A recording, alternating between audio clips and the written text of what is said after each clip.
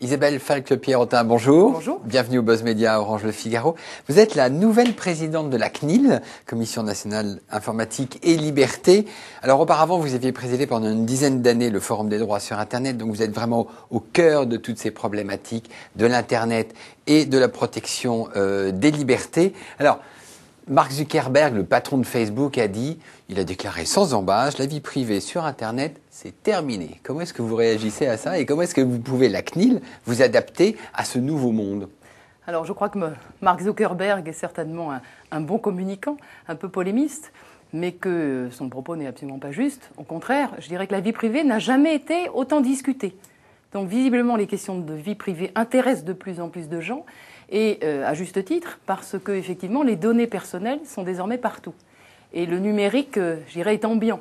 Donc pour la CNIL, c'est un enjeu majeur, c'est adapter ces concepts, adapter ces modes d'intervention finalement à cet univers numérique nouveau. Mais alors c'est un paradoxe, le paradoxe qu'on appelle le paradoxe de la vie privée, privacy paradox en anglais, c'est-à-dire que on va volontiers sur Facebook, sur Apple, sur Sony, sur Google, mais on y va et en plus on a peur quand même que notre identité numérique soit ou volée ou mal utilisée. Comment est-ce qu'on fait pour être... C'est un peu de la schizophrénie, non ?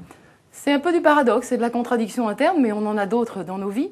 C'est effectivement l'idée, on met des données personnelles pour avoir du service, mais en même temps, on veut en avoir la maîtrise.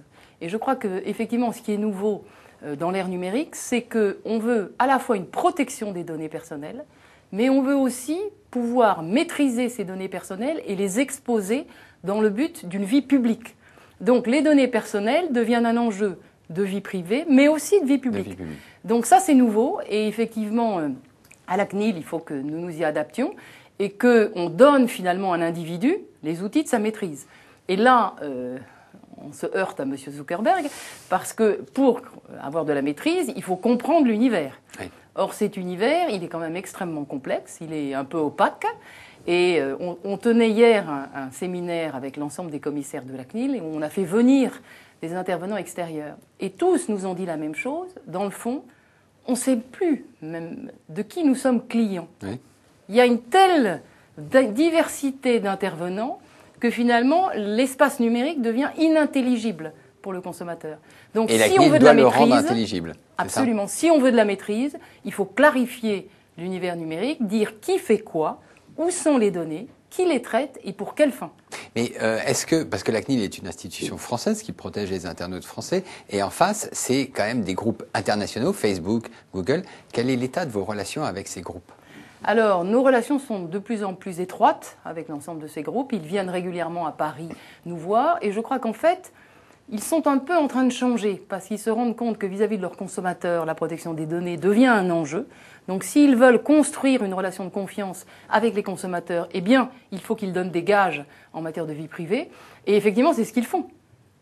Quand vous voyez les offres de services qui se succèdent, en réalité, la concurrence se déplace sur le terrain de la vie privée. Donc pour nous... Ça devient un argument, c'est ça ? Ça devient un argument de protection différenciation. La privacité devient un argument. Absolument. Donc c'est un élément de concurrence entre eux. D'accord. Et pour nous, je dirais que c'est un cercle tout à fait vertueux.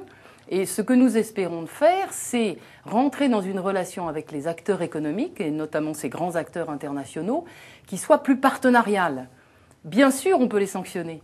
Et on l'a fait. Oui. On l'a fait avec Facebook. On l'a fait avec Google. Avec Google Street View. Avec Google Street View. C'était l'affaire Mais Google Street si View. vous voulez, on ne mettra pas un contrôleur derrière chaque responsable de traitement. Donc ce que nous voulons, c'est que les responsables de traitement intègrent la préoccupation vie privée dans leurs offres, dans leurs usages, et qu'ils deviennent vraiment des partenaires avec le régulateur. D'accord. Alors pour être concret, combien de plaintes la CNIL a reçues cette année et est-ce que c'est en augmentation importante ? Alors on va recevoir sur la fin de l'année 6 000 plaintes sur l'année 2011. Oui, c'est en très forte augmentation, plus de 20% par rapport à l'année précédente. Ah oui. Ça veut dire que, si vous voulez, c'est pas nécessairement aussi qu'il y a plus de problèmes, mais les gens sont de plus en plus conscients et ils se retournent vers la CNIL en disant « Que faites-vous ? Donnez-nous des explications ». Donc on a un triple rôle, on a un rôle pédagogique, on a un rôle de coopération avec les entreprises et, le cas échéant, un rôle de sanction. D'accord. Et alors, ces plaintes, elles portent sur quoi essentiellement? Elles portent beaucoup sur l'entreprise. Beaucoup sur l'entreprise et les dispositifs, je dirais, de surveillance des salariés, un peu sur le monde bancaire. D'accord. Alors, première initiative à la tête de la CNIL, vous avez lancé une réflexion sur ce qu'on appelle le cloud computing, c'est-à-dire le fait que l'informatique soit délocalisée dans les nuages ou sur des serveurs américains, par exemple. Est-ce que c'est important que des données d'internautes français se retrouvent stockées aux États-Unis? Est-ce que c'est un danger? Si vous voulez, nous, on ne peut pas ignorer le cloud. C'est probablement l'architecture de demain. C'est celle qui suscite le plus d'intérêt en termes d'investissement informatique. Or, c'est vrai que le cloud présente de gros avantages de flexibilité, de coûts, etc. Mais on ne sait plus où sont les données. Donc vous ne pourrez plus agir avec le cloud, c'est ça?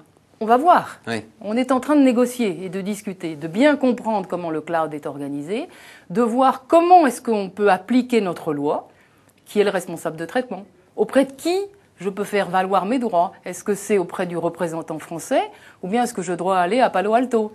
Bon, il y a toute une série de questions qui sont à la fois simples pour certaines ou très complexes sur le plan juridique. On aura une réponse. Donc, on va avoir une réponse. Très bien. Isabelle Falque-Pierrotin, merci beaucoup. Merci et nous nous retrouvons demain avec un nouvel invité. Merci. Merci.